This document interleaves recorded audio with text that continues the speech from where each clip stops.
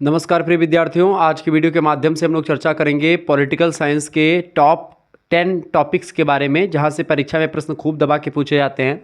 अगर आप बीए के थर्ड सेमेस्टर में हैं और आपका सब्जेक्ट है पॉलिटिकल साइंस यानी कि राजनीति विज्ञान यानी पॉलिटिकल साइंस या राजनीति शास्त्र, जो भी आप मर्जी हो आप बोल सकते हो।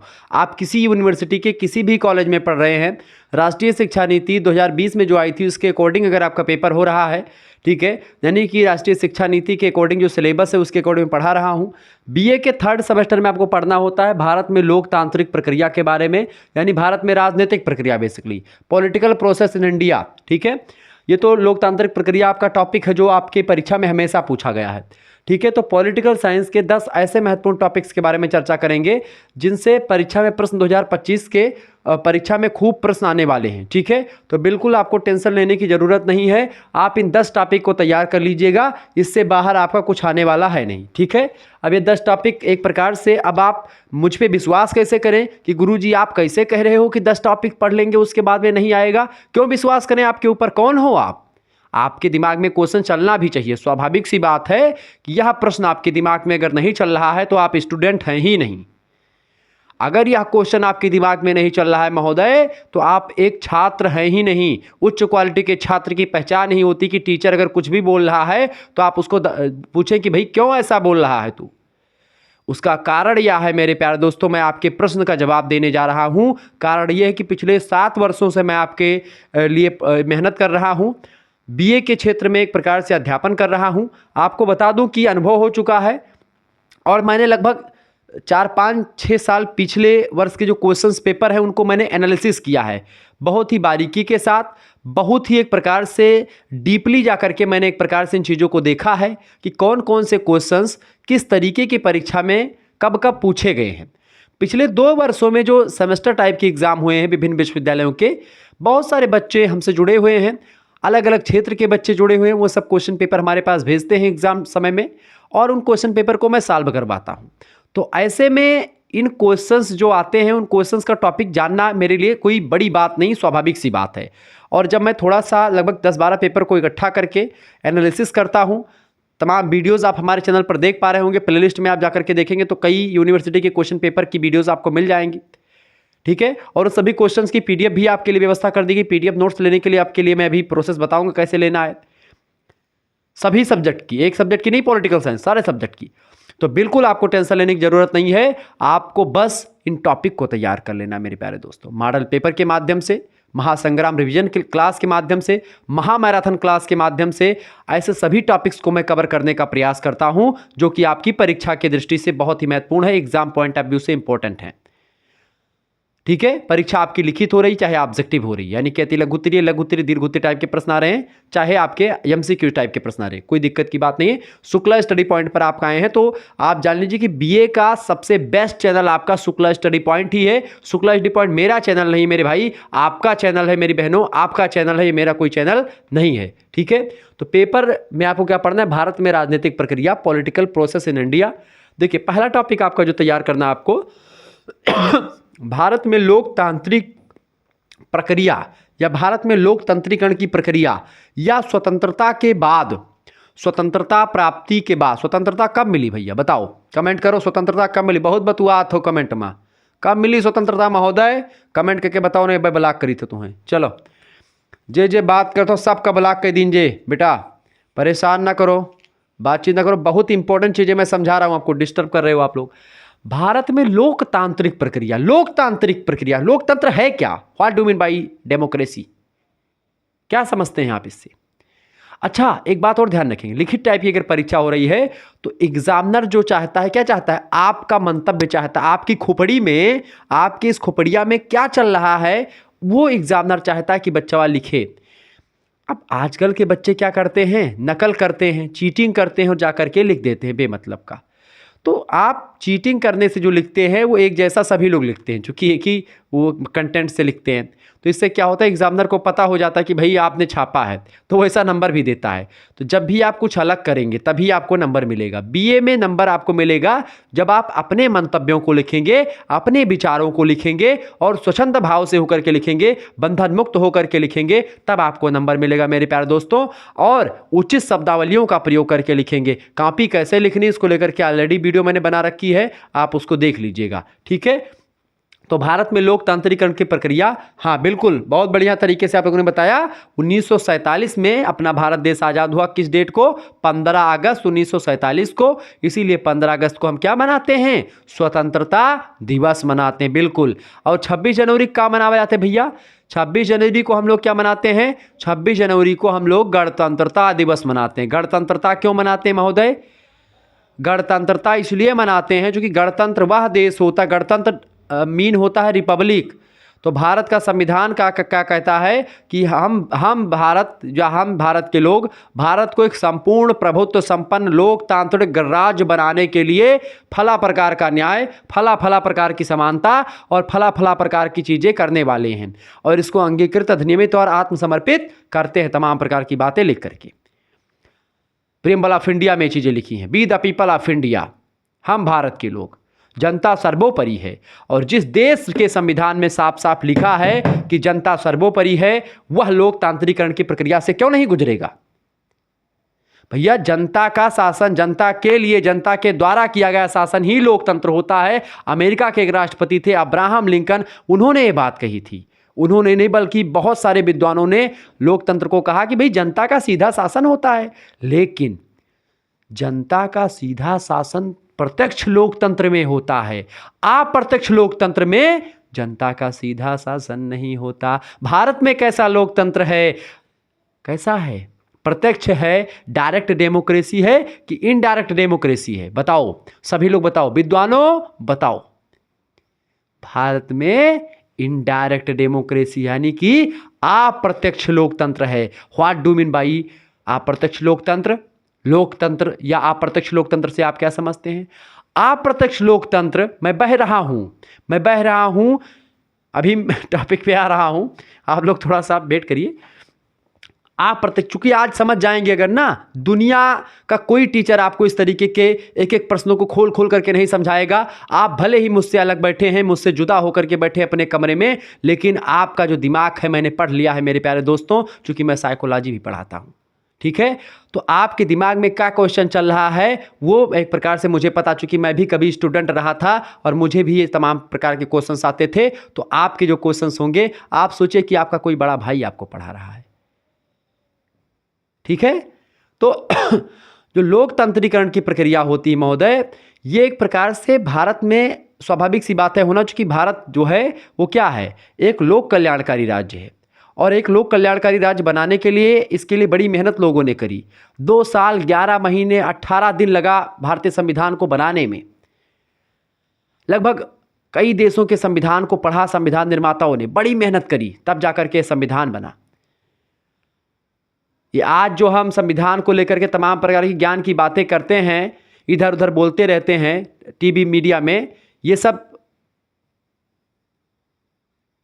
क्षणिक विद्वान हैं।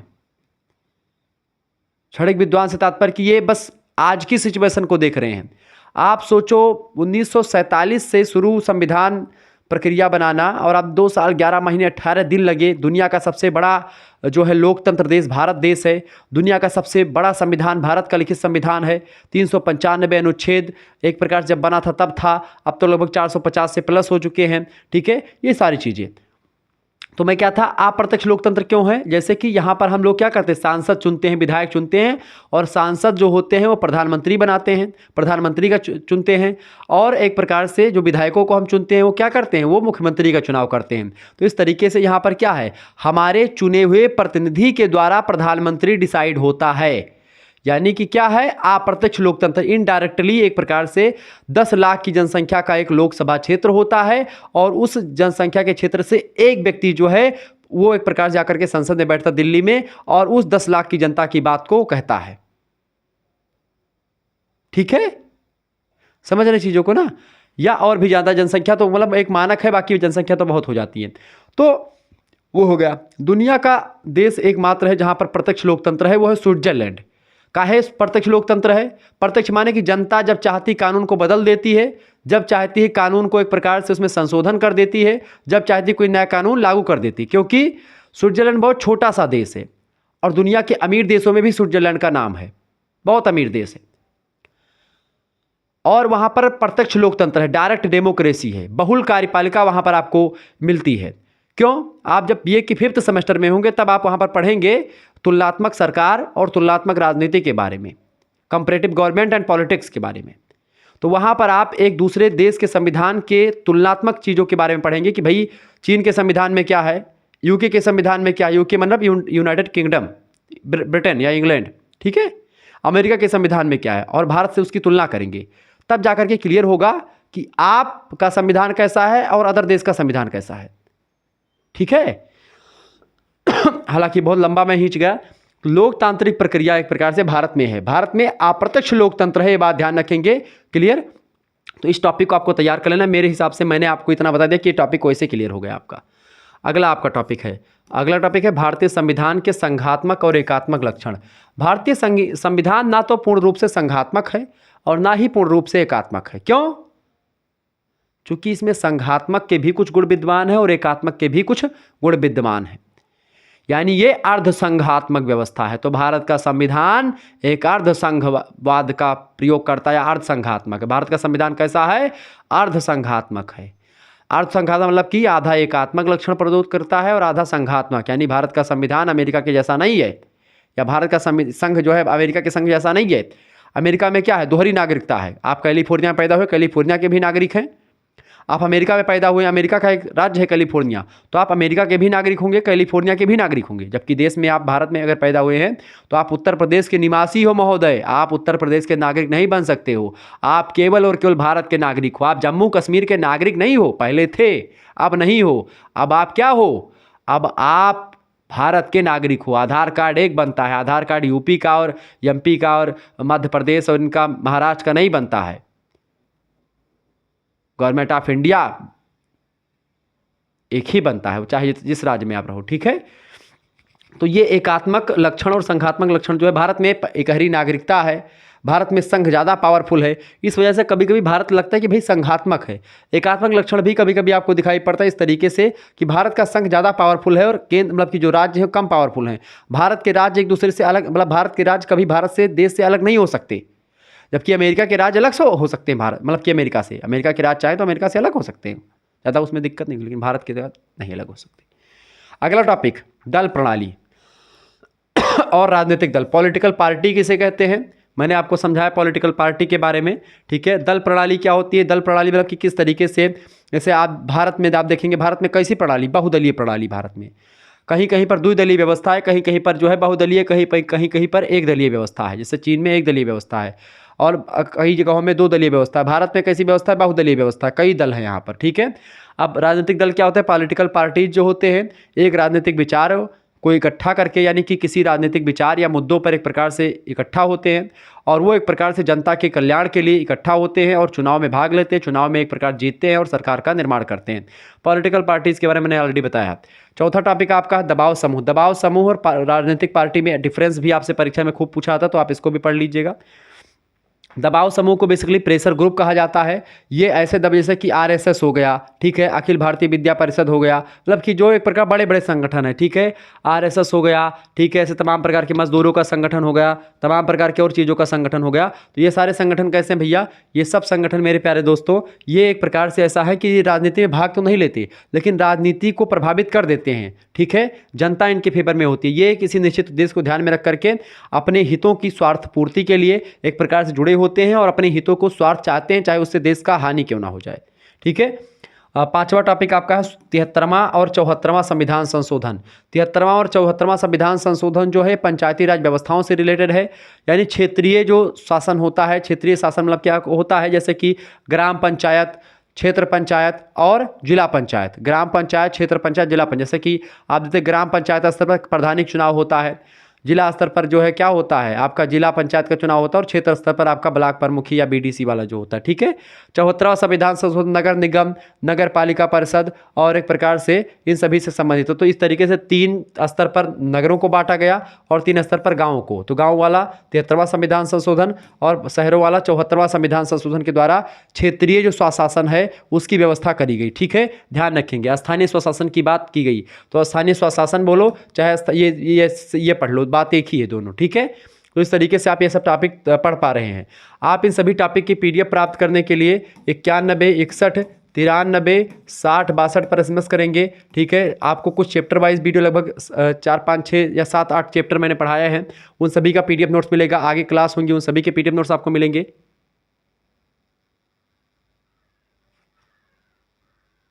इसके अलावा आपको करना क्या है, सभी सब्जेक्ट के पीडीएफ नोट्स मिलेंगे, ठीक है। आपको SMS करना है, इस पर अपना नाम, अपना यूनिवर्सिटी का नाम और आपके क्या क्या सब्जेक्ट हैं, अपने सब्जेक्ट के नेम भी लिख करके सेंड कर दीजिएगा, ठीक है। तो जैसे ही आप ये सेंड करेंगे आपके पास एक स्कैनर सेंड किया जाएगा, उसी पर आपको मात्र 100 रुपीज़ जो होंगे सेंड कर देने होंगे। अगर आप नहीं चलाते गूगल पे, फ़ोन पे या कुछ भी, तो आप किसी दूसरे से या किसी लोकबाड़ी केंद्र से या किसी जनसेवा केंद्र से जा करके करवा दीजिएगा, ठीक है। तब भी आपको ग्रुप से जोड़ दिया जाएगा। मात्र 100 रुपीज़ में आपको सारी व्यवस्था दे दी जाएगी, ठीक है। आपको व्हाट्सएप ग्रुप से जोड़ देंगे, बहुत सारे बच्चे जुड़ चुके हैं। वहाँ पर आपको सभी सब्जेक्ट की क्या मिलेगी, सभी सब्जेक्ट की पीडीएफ नोट्स मिलेंगी, ठीक है। सभी सब्जेक्ट की कुछ जो चैप्टर वाइज वीडियो है उनकी पीडीएफ नोट्स मिलेगी, ठीक है। मॉडल पेपर की पीडीएफ नोट्स मिलेगी, ठीक है। इसके अलावा महासंग्राम वीडियो जो मैं बनाता हूँ उसकी पीडीएफ नोट्स मिलेगी, यूट्यूब पर है। मैराथन क्लास अभी 2 दिन पहले लाई थी, उसकी क्लास आपको मिलेगी, ठीक है। महासंग्राम और मैराथन क्लास की आपको पीडीएफ नोट्स मिलेगी। इसके अलावा आपको एक प्रकार से क्वेश्चन पेपर जो प्रीवियस ईयर है उनकी क्वेश्चन मतलब पीडीएफ नोट्स मिलेगी। और ये सब चीज़ें आपको एक प्रकार से मात्र और मात्र 100 रुपीज़ में मिलेंगी, सभी सब्जेक्ट की, सभी मतलब कि आपके 3 मेजर सब्जेक्ट हो गए, ठीक है। 3 मेजर सब्जेक्ट हो गए, एक आपका क्या हो गया भैया, एक माइनर सब्जेक्ट हो गया, और आपका एक जो हो गया को करिकुलर सब्जेक्ट हो गया। क्या हो गया, एक को करिकुलर सब्जेक्ट हो गया आपका। इस तरीके से एक प्रकार से आपके सभी सब्जेक्ट को करिकुलर में क्या पढ़ना है आपको, human values and environmental studies पढ़ना है। आप देखिए यहाँ पर कैसे टॉपिक कैसे देखें, मेजर में आपका अति लघु उत्तरीय अगर आता है, अति लघु उत्तरीय, लघु उत्तरीय और दीर्घ उत्तरीय टाइप के क्वेश्चन आंसर की पीडीएफ नोट्स मिलेगी, इंपॉर्टेंट जो होंगे। इसके अलावा माइनर जो पेपर होगा उसका एमसीक्यूज अगर होगा तो एमसीक्यूज का, नहीं तो ये वाला। और मेजर में अगर आपका एमसीक्यूज होता है तो एमसीक्यूज वाला जैसे डीडीयू, मासा कुंभरी, ठीक है, और डॉक्टर भीमराव अम्बेडकर आगरा विश्वविद्यालय या जो भी विश्वविद्यालय ऑब्जेक्टिव करवाते हैं उन सभी के लिए ऑब्जेक्टिव, बाकी सभी विश्वविद्यालय में लिखित ही होने वाला है, तो लिखित टाइप का भी करवाएं। लिखित ऑब्जेक्टिव दोनों के आपको मॉडल पेपर क्वेश्चन पेपर मिल जाएंगे, ठीक है। और जो को करिकुलर होगा सभी यूनिवर्सिटीज़ में क्या होगा, ऑब्जेक्टिव ही होगा, यानी एमसीक्यूज बेस्ड ही होगा। तो इसका एमसीक्यूज टाइप का एक प्रकार से क्वेश्चन पेपर, मॉडल पेपर सब कुछ आपको मिलेगा, प्रैक्टिस सेट वगैरह सब कुछ आपको दिया जाएगा। तो मात्र और मात्र 100 रुपीज़ में इतनी व्यवस्था की गई है। तो फटाफट से देर ना करें, जितने जल्दी आप हो सके ज्वाइन कर लीजिएगा। फटाफट से एसएमएस करेंगे, जितने भी लोग देख रहे हैं हमको फटाफट से एसएमएस कर दीजिएगा। मात्र 100 रुपीज़ आपके लग रहे हैं, ठीक है, और आपको व्यवस्थित चीज़ें दी जा रही हैं। आइए आगे बढ़ते हैं, अगला टॉपिक आपका तैयार करते हैं। देखिए कौन सा टॉपिक आपको पढ़ना है भैया, भारत में मतदान और चुनावी राजनीति, यानी भारत में मतदान कैसे किए थे लोग। देखिए मतदान में भारत में क्या होता है, जाति व्यवस्था हावी हो चुकी है। भारत में जाति और धर्म को लेकर के एक प्रकार से मतदान किए जाते हैं। साथ ही साथ में मतदान कैसे किया जाता है और चुनाव में राजनीति, चुनावी राजनीति क्या होती है, चुनाव में किस तरीके की पॉलिटिक्स होती है, पूरा विस्तार से इसको आपको पढ़ लेना है। इसके अलावा अगला टॉपिक आपका है क्षेत्रवाद और धर्मनिरपेक्षता क्या होती है। क्षेत्रवाद मतलब कि क्या होता है, अपने ही क्षेत्र के बारे में एक प्रकार से सोचना और अपने क्षेत्र के बारे में इतना सोच लेना कि उससे एक प्रकार से अगर राष्ट्रीय खतरा भी उत्पन्न हो रहा तो उसको लोग नहीं सोचते हैं। क्षेत्रवाद हो गया। धर्मनिरपेक्षता क्या है, ये भी एक टॉपिक है आपका। भारत एक कैसा देश है, धर्मनिरपेक्ष देश है। धर्मनिरपेक्ष नहीं, पंथ निरपेक्ष है। और भारत पंथ निरपेक्ष कब बना, 1942 में बना, 1976 में बना। 42वां संविधान संशोधन भारत में हुआ 1976 में। 1975 में आप देखते हैं इमरजेंसी लगा था, उसके बाद में संविधान संशोधन हुआ। लगभग आप देखेंगे कि 100 से अधिक अनुच्छेद जो है उसमें नए जोड़े गए, मतलब बहुत ज़्यादा संशोधन कर दिया गया था। इसमें मिनी कॉन्स्टिट्यूशन कहा जाता है 42वें संविधान संशोधन को, चूँकि इसमें इतने संशोधन कर दिए थे इंदिरा गांधी ने जिसका कोई जवाब नहीं। आपको बता दूं कि 72वां संविधान संशोधन जो हुआ बहुत ज़्यादा एक प्रकार से उसमें बहुत ऐसी चीज़ जोड़ी गई हैं जो एक प्रकार से पूरे संविधान की दशा और दिशा दोनों बदल दी हैं। उसमें धर्मनिरपेक्षता शब्द, अखंडता शब्द और एक प्रकार से शब्द जोड़े गए, ठीक है। तो समाजवादी, धर्मनिरपेक्ष और अखंडता 3 शब्द जोड़े गए थे। धर्मनिरपेक्षता को बोलते हैं एक प्रकार से क्या बोलते हैं, ये धर्मनिरपेक्षता जो शब्द आपका है इसका सीधा सीधा मतलब होता है कि भारत देश का अपना कोई धर्म नहीं होगा, भारत सभी धर्मों में आस्था रखेगा और सभी धर्मों के प्रचार प्रसार की छूट देगा। सभी धर्म एक प्रकार से अपनी भगवान को मान पाएंगे, अपने धर्म का प्रचार प्रसार कर पाएंगे और भारत का अपना कोई धर्म नहीं होगा। ठीक है, ये सीधे सीधे बात कही गई है। क्लियर, ये धर्मनिरपेक्षता होती है। क्लियर, ध्यान रखेंगे। अगला आपका टॉपिक आपका है महिलाओं के कल्याण की योजनाएं जो सरकार के द्वारा चलाई जा रही हैं या चलाई गई हैं, तो उनके बारे में आपको पढ़ लेना है। महिलाओं के द्वारा कल्याण की मतलब कि जो महिलाओं के कल्याण के लिए तमाम योजनाएं चलाई गई हैं, उन योजनाओं के बारे में हमको पढ़ लेना है। ये टॉपिक आपका इंपॉर्टेंट है, प्रश्न पूछा गया है। इसके अलावा दल बदल के कारण, दल बदल का कानून जो बना है, दल बदल कानून या दल बदल अनुसूची, आप देखते हैं अनुच्छेद 10 जो है, अनुसूची 10 में दल बदल अनुसूची उसको कहते हैं। तो दल बदल लोग बदल लेते हैं पॉलिटिकल पार्टी में। आप बड़ा दिक्कत होता है, कभी कभी क्या होता है पूरी सरकार दिक्कत में आ जाती है कि भाई 4-10 सांसद उसमें भाग गए, 20 सांसद उसमें चले गए, पूरा सरकारें बदल गई, आप देखे होंगे अभी। तो उसे रोकने के तमाम उपाय और दल बदल का कारण क्या है, क्यों लोग दल बदलते हैं, पॉलिटिकल पार्टी, भाजपा से कांग्रेस में लोग क्यों जाते हैं, कांग्रेस से भाजपा में क्यों भाग आते हैं, ये सब आपको पूरा समझाना है।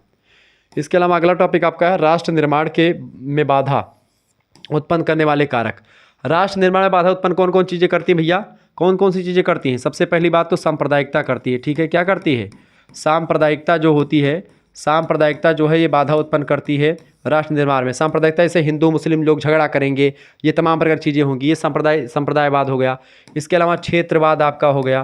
क्षेत्रवाद मतलब कि अपने ही क्षेत्र को केवल आगे बढ़ाएंगे, दूसरे क्षेत्र के लिए घृणा करेंगे, उससे मारपीट करेंगे, इससे भी देश को खतरा होता है। भाषावाद, ठीक है, भाषावाद हो गया। भाषावाद का मतलब क्या होता है कि केवल अपनी ही भाषा सबसे सर्वोपरि है और दूसरे की भाषा का कोई रिस्पेक्ट नहीं है। भाषावाद भी बड़ी बड़ी जटिल एक प्रकार से समस्या भारत में है, जो राष्ट्र निर्माण में या राष्ट्रीय एकीकरण में बाधा उत्पन्न करती है। इसके अलावा आप देखते हैं भाषावाद हो गया, ठीक है, और आप देखते हैं और भी चीज़ें आपको यहाँ पर दिखाई पड़ रही। भाषावाद के अलावा आप देखेंगे कि तमाम प्रकार की और भी ऐसी चीज़ें हैं, ठीक है, जो कि एक प्रकार से लगातार, ठीक है, भाषावाद, क्षेत्रवाद, संप्रदायवाद या सांप्रदायिकता, ये सब एक प्रकार से क्या हो रहे हैं, ये सब एक प्रकार से राष्ट्र के निर्माण में बाधा उत्पन्न करने वाले कारक हैं। ऐसे और तमाम प्रकार के फैक्टर्स हैं। निरक्षरता हो गई, लोग पढ़े लिखे कम होते तो एक प्रकार से उस चीज़ों को नहीं समझ पाते हैं। ठीक है, तो ये सब चीज़ें आपको तैयार कर लेनी। ये आपके 10 टॉपिक जो मैंने बताए बहुत ही इंपॉर्टेंट थे। आपने अगर इनको तैयार कर लिया, निश्चित तौर पर आपका इससे बाहर कुछ नहीं आने वाला है।